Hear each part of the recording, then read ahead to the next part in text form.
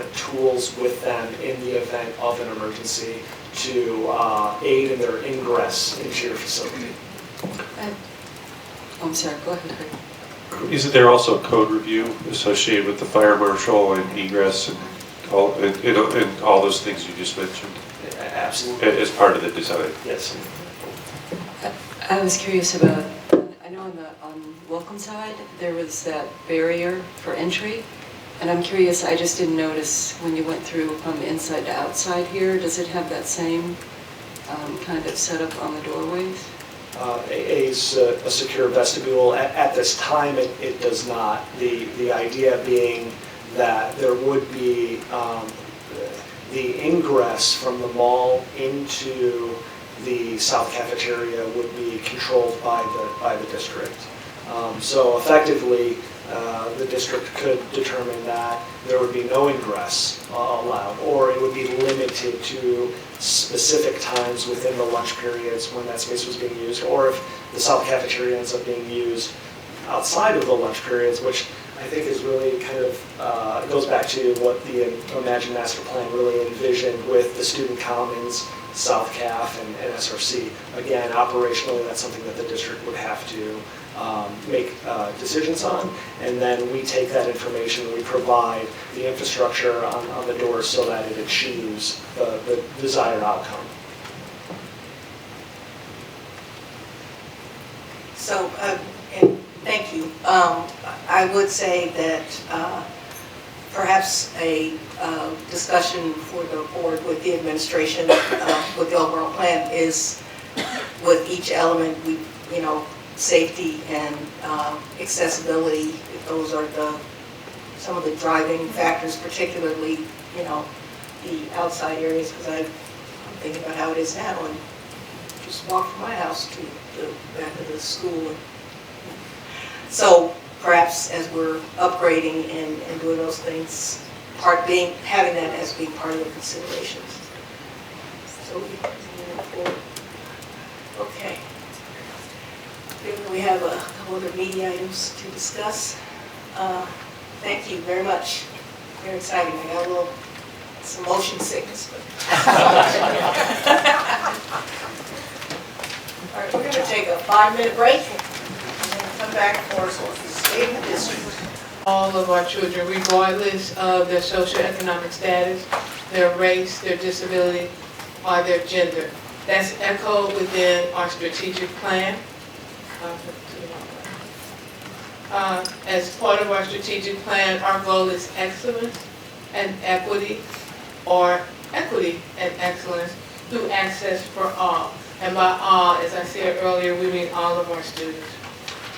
The Illinois State Report Card, I'm going to go through tonight, as well as the 5 essentials that addresses culture and our climate. I'm going to share some other data points with you and our recommendations. But I want to first start out with just sharing a few accolades. We have, as you know, our first place team in the Davos Global Student Summit with Max Gonzalez, whose current prize is housed at the Nobel Peace Prize Museum. We have successes that range across all core academic areas, math, science, and English. Our successes range state-level honors all the way to international honors. What's more, these awards were won not only by our students in sports, but most of all, humanities and the arts. We are a public school that truly provides a comprehensive and well-rounded educational program. That said, as we move into where we are with regards to the Illinois State Report Card, on October 31st, 2019, the Illinois State Board of Education, otherwise called ISB, released the 2019 Illinois State Report Card that is a point in time of data points for school districts across the state of Illinois.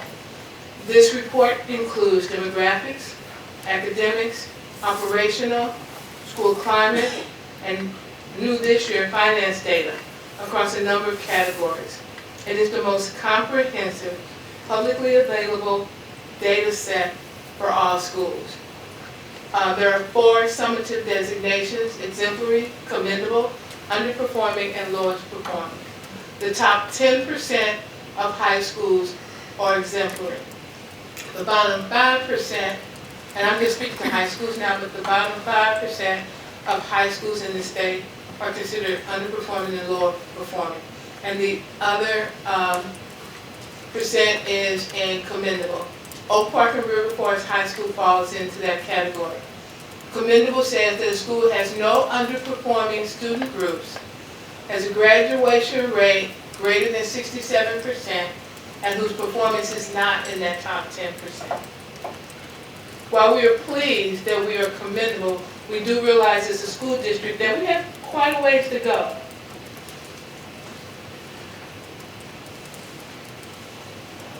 So right now, our designation is 81.21. As I said earlier, while we're pleased to be in the commendable range, we are by no means, and I want to stress that, by no means satisfied. We believe that we can be deemed an exemplary school, and our score shows that we are approaching that designation. Based upon the 8 measures, this is how we score relative to the state. So right now we are 81.21, and in order to be exemplary, we need to be 85.42. However, the lowest score in the commendable range is 8. Yeah, I mean, you gotta emphasize, to be underperforming, you gotta be in the bottom 5%. It's an incredibly low standard.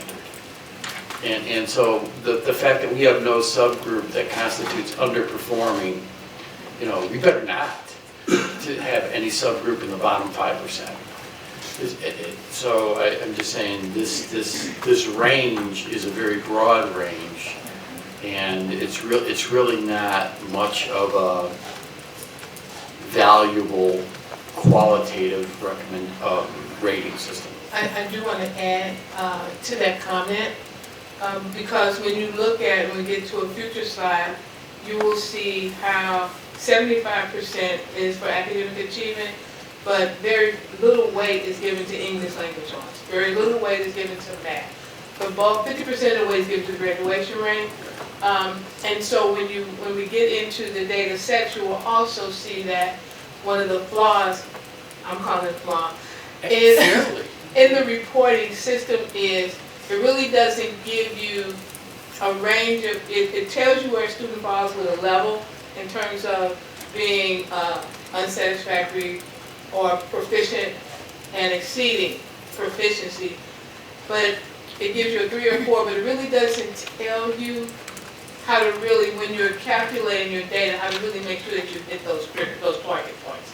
So as the state works through that, one of the things we've been told that this report card will evolve, as it did this year. It's a little bit different from it was last year. So it's still a work in progress.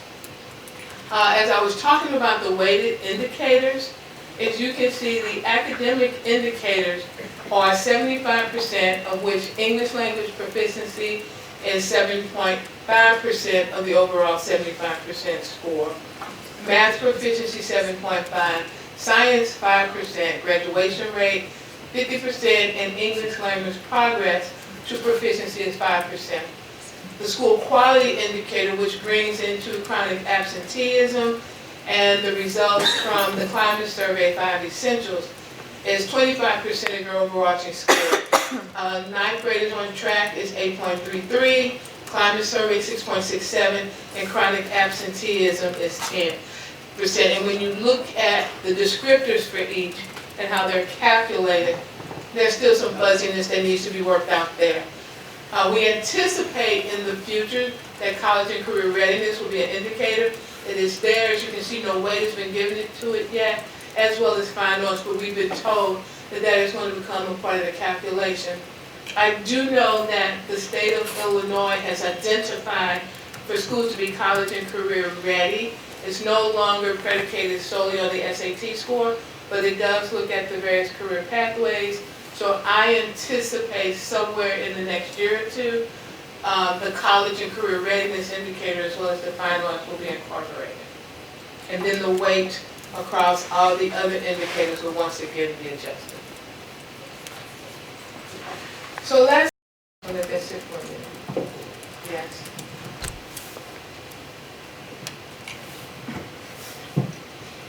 And as we looked at, as you can see, our historical data, it's been flat for a while. So we wanted to break it down by race. And as we look at it, it's still telling the same story. And so that's been telling for years. And so as an administrative team, we started to ask ourselves, what do we need to do differently to change the narrative that exists here? And so going through the 11th grade proficiency data for English language arts, we see that as a school where 66% of our students either meets or exceeds, of our white population, 83%. However, if you look at our black and brown students, they are well below, particularly our black students with only 23% at the 11th grade meeting or exceeding the expectation on the SAT. That's a 50% drop below our white students, and a 33% drop below our Hispanic students. When we disaggregated this data, we realized that our outcomes were racially predictable, and we continue to stress, however, in our strategic plan, that's one of our overarching goals, is to have our achievement data not be predicated on the race and the socioeconomic status of our students. Can I just say, Dwayne, that this is exclusively looking at SAT? Yes, I'm going to share some information that we've been looking at tied to our PSAT as well. And Well, I guess I brought that up Yeah, this because is as strictly colleges SAT. are moving away from these tests as the measure of achievement, having our standard, I understand that this is the state, but as a district, what will be our, well, we do have students who take the ACT. I'm talking about away from Oh. achievement tests. Oh, okay. Because that is the direction that a lot of colleges Absolutely. are moving towards. So Oh. we're going to have to redefine what our measures are. Part of our plan to address the disparities is for us to do a better job of tracking our cohort groups of students throughout their 4 years, and then providing early intervention. For example, the cohort we're in now, class of 2021, will be the first class that we will have 4 years of data. We'll have their 8th grade, 9th grade PSAT, we'll have their 10th grade PSAT, we'll have their SAT, but we'll also have the PSAT when they're at the 8th grade. We actually administered the 8th grade PSAT to students, and it would give us an opportunity to early identify those students who are coming to us at a lower expectation than we want. Begin to have some articulation conversations with D90 and D97 so that they can also look at their curricular programs so that students are coming to us more readily apparent. It becomes more obvious when we get into our math data. If you think our English language art data is staggering, particularly for our students of color, when you see the math that's even worse. Yet when we look at our 9th grade students who are on track back at the initiation of the cohort, 91% were on track for graduation. When we look at the PSAT, there's a continual climb, but as Dr. Moore said, there's a disconnect somewhere that we're not seeing those results when our students take the SAT. So we're taking a look again, as I said, at our freshmen. We'll go back to those results in December when we get the scores, and that will allow us to begin to track early trends versus waiting to the spring. Our results for our incoming freshmen, as I said earlier, will help us to identify their 8th grades who need support so that we can be more proactive in how we put in the supports early on. We are also collaborating with West 40 interventionists to increase our graduation rate by working with students who have been challenged in not just academic achievement, but attendance and behavior. Because when you look at our data across the board, It is our black and brown children who are not achieving academically. It is our black and brown children who have chronic absenteeism. It is our black and brown children who have the highest behavior incidents. What we did this year was, instead of just looking at that core group of students who get the multi-tier interventions and support through Ms. McKee's program, we did a look, I see you smiling. We did a look across the district and identified an additional, is it 64 or 68 kids? I'm not sure. Who we're providing support for district-wide beyond those students who are normally in the multi-tier systems of support. Okay, let's look at the next slide.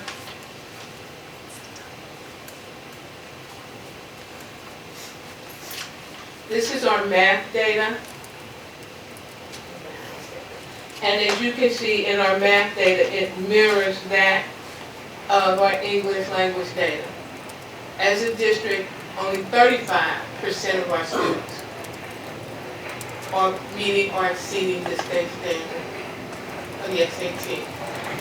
And it's the same flat data if you look from the 2017 data at 57%, 56% in 2018, and 59% in 2019. It's basically, the increase has no statistical significance. Joylyn, as you go to the next slide, have we had any change in the relative size of the different groups in terms of the relative number of black and brown students or the relative number of white students, or that stays pretty constant as well? It's pretty constant. Okay. We thought that when we started looking at the graduation rate or persistence to graduation, and it's been pretty constant. Okay, thank you. The next slide is disaggregated by race, where you see 75% of our white students meet or exceed, and only 16% of our African American students are meeting or exceeding the state requirement on the SAT and math. You know, and part of Greg's conversations about the curriculum rewrite, we've talked about really looking at math because we have a lot of entry points and how can we work there. We're also talking about transitional math and support from Triton College on how to make that work as well. Can I just? Mm-hmm. So math is a crucial area to look at because it more isolates the impact of the school versus the family. Because the family doesn't help as much in math, generally speaking. It's pretty much what you get in the school. And so obviously that's a great place to be focusing effort because that's a place where we can make the greatest difference, I think, first, number one. Number two, this data. So what we did with the State Board of Education on the professional review panel is we had them use their statewide data sets to see if there's this statistically meaningful correlation between achievement and race and ethnicity irrespective of income. So we were able to control for income data. And the answer is yes, statewide. You see this statistically meaningful differential. And that is a clear indictment of the educational system as opposed to the students in the system, right? Because the students, there's a random sampling of capacity among the students of all races. High achievers, low achievers, whatever. And you would assume you'd see such a random outcome here. You wouldn't see this statistically meaningful thing. When you have that, and when you have it in particular by race, irrespective of income, controlling for income, that means you have a flaw in your educational system that you need to address. Now we are, as a board, talking about doing this. We're implementing steps. Our administration is leading, but I think we have to make the case to the community that the data here is compelling us, if we really believe in this mission of an excellent education for all students, to do things differently. We can't continue to do what we've done in the past and expect different outcomes. That's clear. And my only quibble with all of this, I mentioned this to you, Superintendent, so I'm not speaking for the board here, but when the announcement went out and it said, you know, that we're pleased to be designated as commendable, I personally am not pleased with that. I think this district, with its capacity, we have the 14th highest spending school district in the state out of 154 high school districts. That puts us in the top 9% in expenditures per kid, both instructional and overall. In fact, instructional expense per kid, we are double the state average.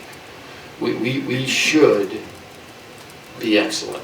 The reason we're not is we are not providing an adequate educational opportunity to our black and brown kids. And that has to be communicated very clearly to everyone in this community for why this board has taken up this task of trying to create a more equitable environment in this building. I just want to just ask something just to make sure I'm following what you said. I think I am, but I think to put it in a plainer language, that statewide study that pulled out and was able to differentiate by income, that even more well-to-do families that happen to be black and brown, that they also were struggling academically. Is that what you're saying? There is a statistically meaningful differential in performance predicated on race, irrespective of income, controlling for income. So you see it in River Forest, D200, although we have a smaller gap, we have a gap there too. You see it everywhere. And it's clearly a flaw in the system, right? It's not a flaw in the students attending the system. So that's why you need to look at your allocation of resources, where you're investing. I think the administration is taking us down some very good paths here for addressing this. They've made some excellent recommendations to this board to change the system.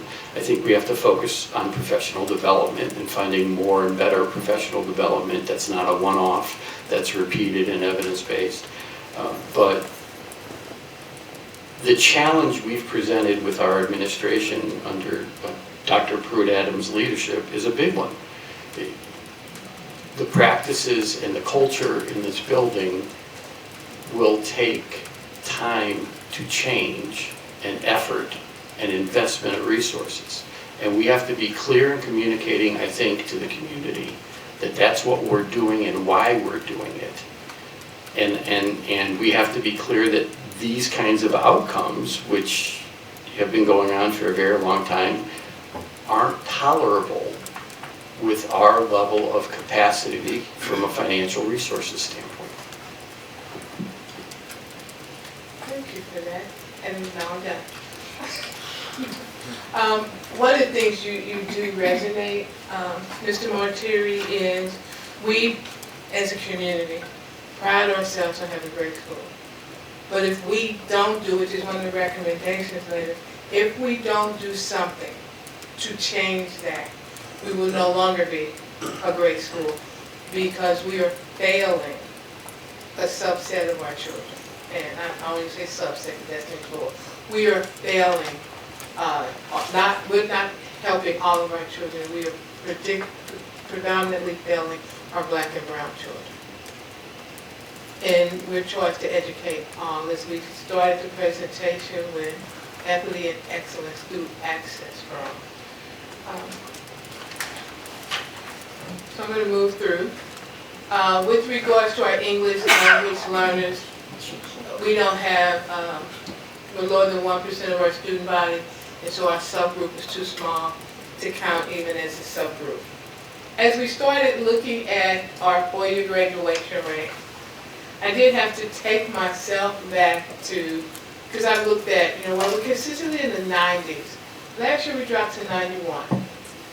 And as we looked at that, we asked ourselves several questions. Internally, what did we miss? Where were we at the start of the cohort? We went back and looked at freshmen on track. We pulled the PSAT data and the SAT data and tried to figure out why that significant drop.